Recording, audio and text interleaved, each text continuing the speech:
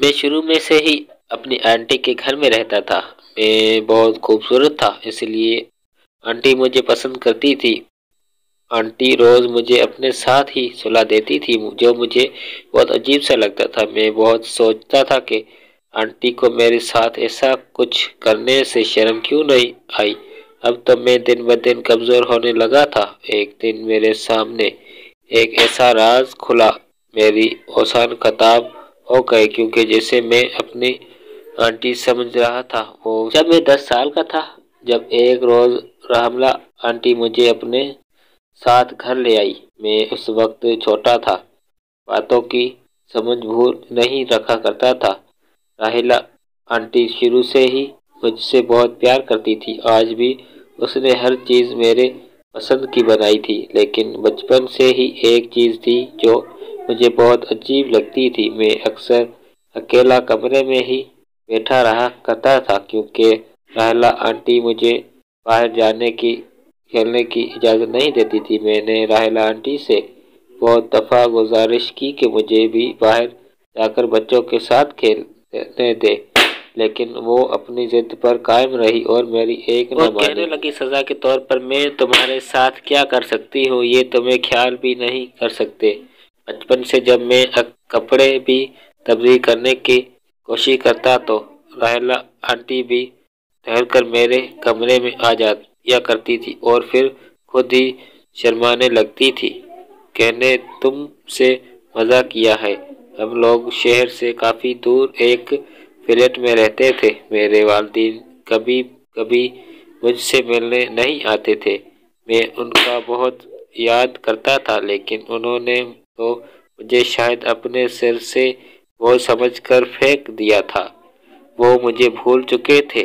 اب آہستہ آہستہ میری زندگی بھی راحیلہ آنٹی کے ارد گرد گھوم رہی تھی۔ وہ ایک اسکول ٹیچر تھی، میں بھی اس اسکول میں پڑھتا تھا اور وہاں پر مجھے کسی بھی لڑکی سے بات تو دور کی مدد کرنے کی کوشش بھی کرتا تو وہ بھی نہ کرنے دیتی۔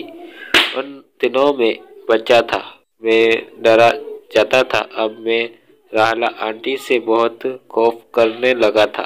پتہ نہیں کیوں مجھے کیوں لگتا تھا کہ وہ جان بوجھ کر مجھے چھونے کی کوشش کرتی۔ میں اکثر خود کو ان سے دور رکھنے کی کوشش کرتا تھا، پتہ نہیں کیوں، لیکن مجھے ان کا خوف کا حوالہ تھا، لگنا پسند نہیں تھا۔ ویسے ہی راحیلہ آنٹی بہت اچھی تھی۔ میرے کپڑے دھونے سے استری کرنے تک ہر کام وہ اپنے خود ہاتھوں سے کرتی تھی۔ گھر آ کر کھانا بھی خود اپنے ہی ہاتھ سے بنا کر کھلا دیتی تھی۔ ایک روز میں کام کرتے ہوئے فرش پر سو گیا تھا جب راحیلہ آنٹی میرے پاس آ کر بیٹھ گئی اور میرے بالوں میں ہاتھ پھیرنے لگی۔ میری فوراً آنکھ کھل گئی۔ اس سے پہلے کہ میں اٹھا، راحیلہ آنٹی نے میرا اسکرٹ اپنے گودام میں رکھ لیا اور اپنے ہاتھ میرے بالوں میں چلانے لگی۔ میں پہلے تو نہ پہنا کرتا تھا، لیکن اب مجھے بھی سکون ملنے لگا تھا۔ نیند سے میری آنکھیں بوجھل ہو رہی تھی۔ میں وہیں پر راحیلہ آنٹی کی گود میں سر رکھ کر سو گیا تھا۔ صبح جب میری آنکھ کھلی تو راحیلہ آنٹی بھی میرے ساتھ ہی زمین پر سوئی ہوئی تھی۔ اس کی دیکھے میرا حیران ہو گیا تھا اور جلدی سے اٹھ بیٹھا تھا۔ راحیلہ آنٹی کی حرکتیں میرے سمجھ سے باہر ہوتی جا رہی تھی۔ میں کوئی بچہ تو نہیں تھا، راحیلہ آنٹی ان حرکتوں کو سمجھ نہ پاتی۔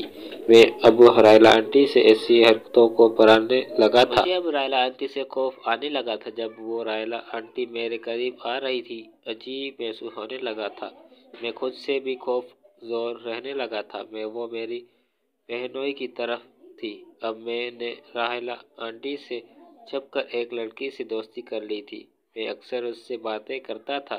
راحیلہ آنٹی کی اچانک سے نوکری ختم ہو گئی تو گھر میں کرفیو وقت آنے لگا، جس کی وجہ سے راحیلہ آنٹی نے اپنے گھر کا نیچے والا پوزیشن کرائے پر دے دیا تھا۔ اب نیچے ایک فیملی رہتی تھی اور میری خوش نصیبی تھی کہ وہ فیملی کوئی اور نہیں، بالکل اسی لڑکی کی تھی جس سے میں بات کرتا تھا۔ اس کا نام آئینہ تھا اور راحیلہ سے زیادہ پیاری نہ تھی، لیکن ہر وقت آپ تو ٹیٹ رہتی تھی، حسین لگتی تھی۔ مجھے اس کا سادگی میں ڈوبا ہوا بہت اچھا لگتا تھا۔ میں کب دیوانگی کی حد تک اس سے محبت کرنے لگا مجھے کچھ پتہ نہیں چلا، لیکن اب مجھے یوں لگتا تھا راحیلہ آنٹی مجھ پر ظلم نظر رکھ رہی ہے۔ میں تھوڑا سا ڈر گیا تھا، کیونکہ اگر راحیلہ آنٹی کو اصل سچ پتہ لگ گیا تو وہ ضرور مجھ سے فون کے لیے، تو پھر اس کے بعد میں کر گیا تھا۔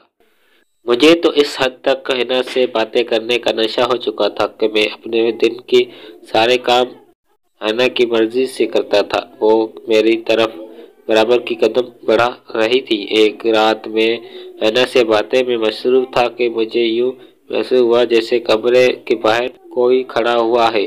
میں نے جلدی سے فون کاٹا اور سونے کا آنٹی کرنے لگا۔ وہاں سارا ابھی بھی وہاں موجود تھا، وہ ضرور راحیلہ آنٹی تھی۔ تھوڑی دیر مزید گزری۔ جب کمرے کا دروازہ بجا تو میری روح لرز گئی۔ اگر راحیلہ آنٹی کو ہلکی سی سچ کی بھنک بھی پڑ جائے تو وہ میرے لیے مشکل پیدا ہو سکتی ہے۔ راحیلہ آپی مجھے پسند کرتی تھی، یہ بات اب میرے ذہن میں رہنے لگی تھی، لیکن میں اکثر خوف جھٹک رہا تھا، کیونکہ وہ بچوں کی طرح میرا انتہائی خیال رکھتی تھی۔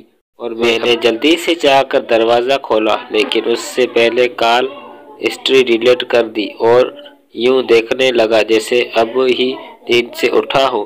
راحیلہ آنٹی نے اندر آتے ہی دروازہ اندر سے بند کر دیا۔ ایک دم سے میرے پسینے چھوٹنے لگے تھے، کیونکہ راحیلہ آنٹی کی آنکھیں بے حد لال ہو چکی تھی، میرے جسم میں سرد پڑ جا رہی تھی، مجھے سب بہت عجیب لگ رہا تھا۔ میں نے کہا، آنٹی آپ کو کچھ کام ہے؟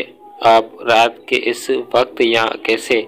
وہ بولی، ہاں مجھے نیند آنے رہی ہے، تو میں کافی دنوں سے اچھی طریقے سے سونے نہیں پا رہی ہوں، اس لیے میں نے اب سوچا ہے کہ میں آج تمہارے ساتھ اس کمرے میں سو کروں گی۔ راحیلہ آنٹی، اس بات نے تو میری چودنے یہ تبدیل روشن کر دی۔ میں نے کہا، آنٹی لیکن آپ یہاں پر کیوں سوئیں گی؟ آپ ایک دم غصے ہو گئی، پھر بولی، یہ میرا اپنا گھر ہے، میں کہیں پر بھی سو سکتی ہوں، اور اگر میں ادھر بھی سونا چاہوں تو اس میں اتنی حیرانی والی کیا بات ہے؟ تم ایک دن سے تھوڑا میرے پاس سو رہے ہو، کافی عرصے گزر چکے ہیں، میرا انہیں خیال اس معاملے میں کچھ تمہیں کوئی بھی خواب دیتا جائے گا رہا